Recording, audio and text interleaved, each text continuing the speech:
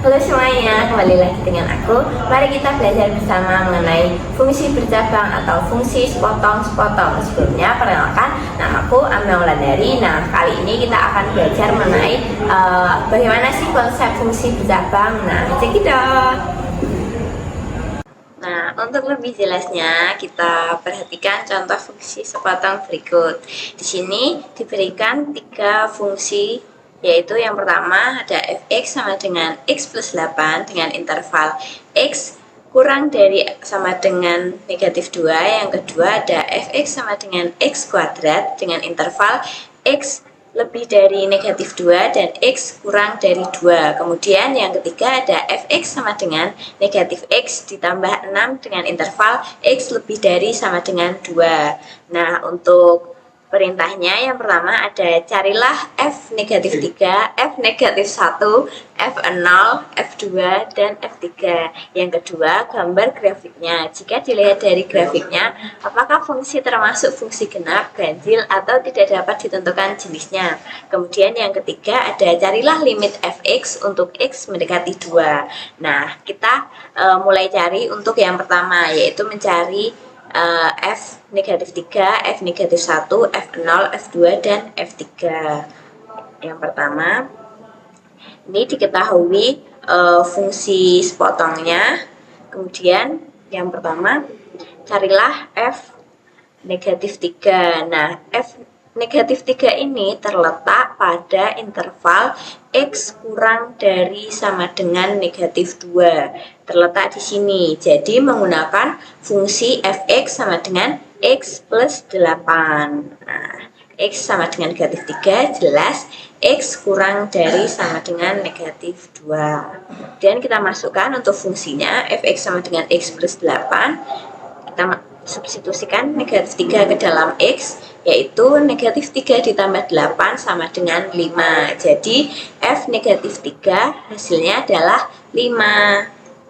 Kemudian yang kedua, kita cari f negatif 1. Nah, f negatif 1 ini kira-kira terletak di interval yang mana untuk fungsi yang mana?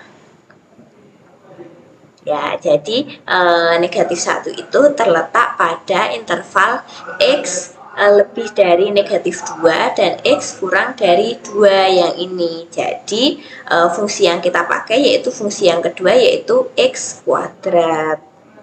Sini x negatif 1 jelas x lebih dari negatif 2 dan kurang dari 2. Kita masukkan negatif 1 ke dalam x kuadrat. Kita substitusikan, hasilnya menjadi negatif 1 kuadrat sama dengan 1.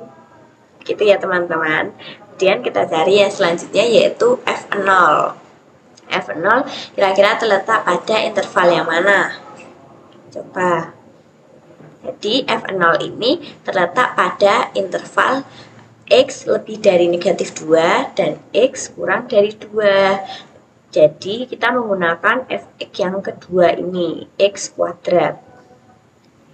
Ini jelas 0 itu lebih dari negatif 2 dan 0 kurang dari 2. Seperti itu. Kita substitusikan ke persamaan fx sama dengan x kuadrat, yaitu menjadi 0 kuadrat sama dengan 0. Dan kita cari yang selanjutnya, yaitu untuk f2. Nah, kira-kira f2 ini kita menggunakan fx yang mana? Kita menggunakan fungsi yang mana di antara ketiga fungsi ini? Untuk f2 kita menggunakan fungsi yang ketiga, yaitu negatif x plus 6, karena intervalnya x lebih dari sama dengan 2. Jadi jelas 2 itu ini masuk ke dalam interval yang ketiga ini. Kemudian kita substitusikan 2 ke dalam fungsi negatif x ditambah 6. Hasilnya seperti ini. Hasilnya yaitu 4. Dan kita cari yang terakhir, yaitu f3. Kita cari f3. F3 kira-kira kita akan memakai fungsi yang mana, teman-teman? Untuk f3 kita akan menggunakan fungsi yang ketiga juga, karena 3 itu lebih dari atau sama dengan 2. Jadi menggunakan fungsi yang negatif X plus 6. Nah, ini X sama dengan 3 jelas X lebih dari atau sama dengan 2. Kita substitusikan 3 ke dalam X. Hasilnya yaitu negatif 3 ditambah 6 sama dengan 3. Seperti itu ya teman-teman. Kemudian langkah yang selanjutnya yaitu kita gambarkan grafiknya. Kita gambarkan grafik untuk persamaan yang pertama, yaitu fx sama dengan x plus 8 dengan x kurang dari sama dengan negatif 2. Nah, kita cari batasnya dulu untuk x kurang dari sama dengan negatif 2. Jadi batasnya itu di sini, negatif 2. Nah, ini bisa kita buat tabel dulu untuk mencari letak x dan y-nya. Gitu ya teman-teman. Nah, ini batasnya untuk X kurang dari sama dengan negatif 2. Nah, berarti yang sebelah kiri ini adalah daerah untuk X kurang dari sama dengan negatif 2. Kemudian kita tandai untuk titik-titiknya, ketika X-nya negatif 2 maka Y-nya 6. Kemudian ketika X-nya negatif 3 maka Y-nya 5.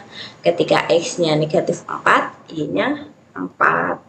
Ketika X-nya negatif 5, Y-nya 3. Kemudian ketika X-nya negatif 6, Y-nya 2. Nah, di sini kita hubungkan dengan sebuah garis.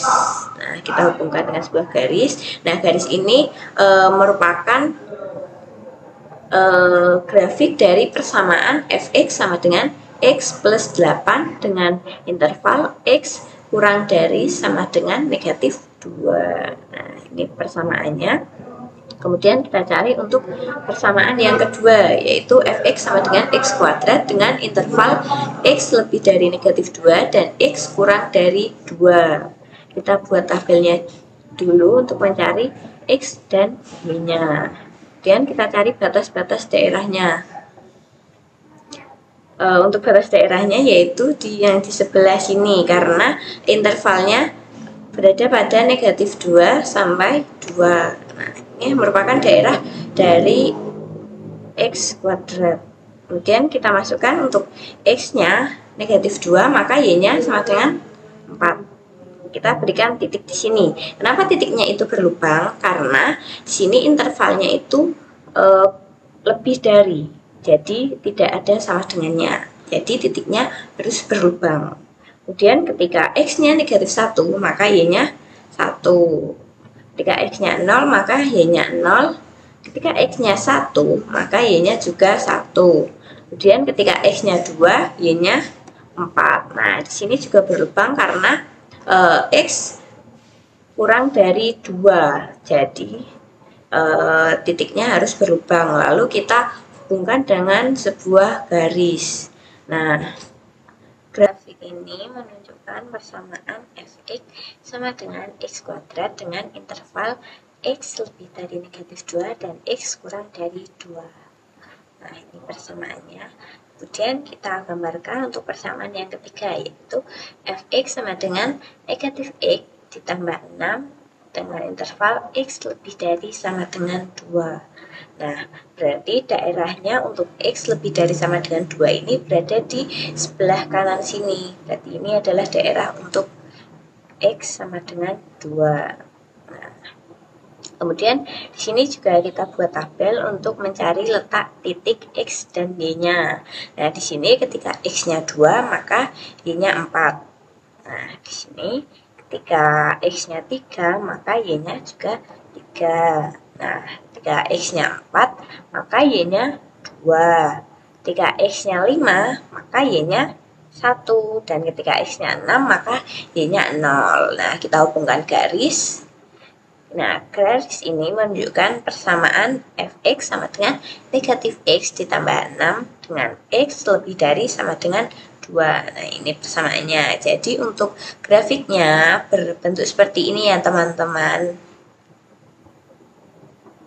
Kemudian kita analisis fungsi, apakah merupakan fungsi ganjil, fungsi genap, atau tidak dapat ditentukan. Nah, perlu kita ketahui dulu bahwa untuk fungsi genap itu f negatif x sama dengan fx. Kemudian untuk fungsi ganjil, f negatif x sama dengan negatif fx. Nah, kita analisis. Nah, pada fx sama dengan x kuadrat ini bersifat fungsi genap karena f negatif x sama dengan fx. Kemudian pada fungsi yang kedua atau fx sama dengan x plus 8 dan fx sama dengan negatif x plus 6 itu tidak simetris terhadap sumbu x atau asal koordinatnya, sehingga tidak memenuhi sifat untuk fungsi genap maupun fungsi ganjil. Jadi kesimpulannya seperti ini, pada ketiga fungsi tadi tidak dapat didefinisikan sebagai fungsi genap maupun fungsi ganjil karena keseluruhan grafiknya itu tidak menunjukkan garis terhadap sumbu y yang bersifat genap atau titik asal yang bersifat ganjil. Jadi grafik ini tidak dapat dianalisis fungsinya ya teman-teman. Kemudian kita diminta untuk mencari limit fx untuk x mendekati 2. Nah, untuk x mendekati 2 kan berarti di sini x mendekati 2. Maka kita cari dulu untuk limit x mendekati 2 dari kanan. Dari kanan itu berarti yang sebelah sini. Maka kita gunakan fungsi fx sama dengan negatif x ditambah 6. Kita cari dulu limit fx untuk x mendekati 2 dari kanan. Itu kita masukkan fx-nya yaitu negatif x plus 6.